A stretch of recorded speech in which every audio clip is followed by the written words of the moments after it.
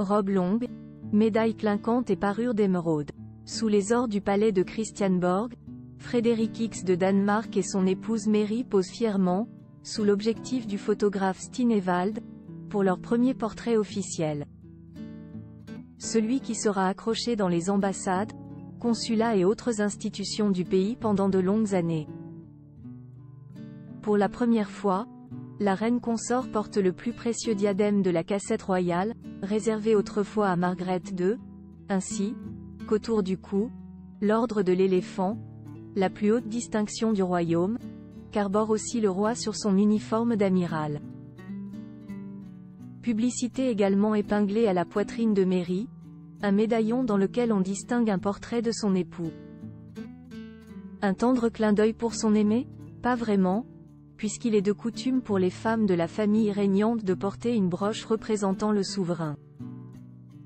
Sourire de rigueur, et pourtant, ce portrait officiel est publié alors que les rumeurs de dissension au sein du couple royal ne cessent d'enfler.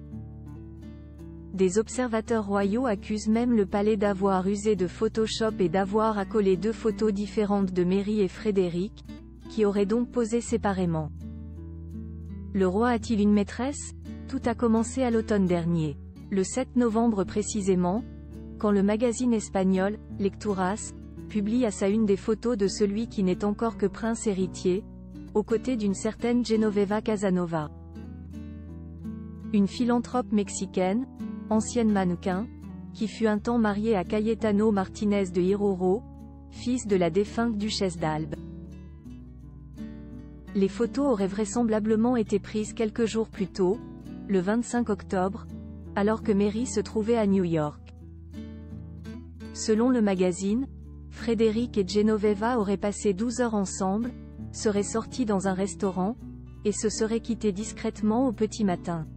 Le scoop paraît au beau milieu d'une visite d'État du couple royal espagnol à Copenhague.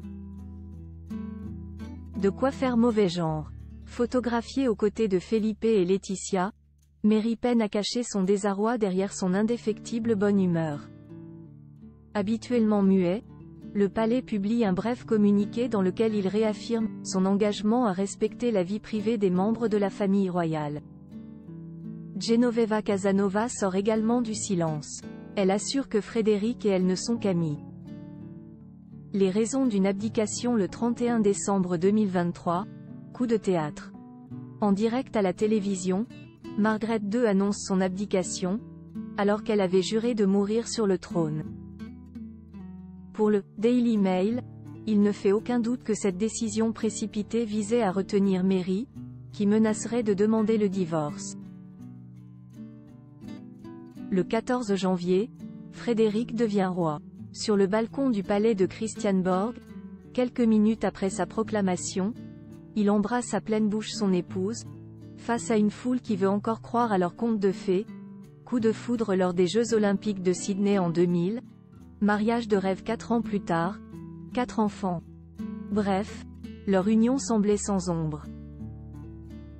Un couple de plus en plus distant jusqu'alors inséparable, le roi et la reine apparaissent de moins en moins souvent ensemble.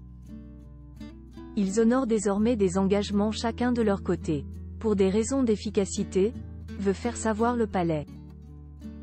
Le 16 avril dernier, Mary et Frédéric sont réapparus côte à côte au palais de Fredensborg, pour célébrer le 84e anniversaire de l'ex-reine Margaret.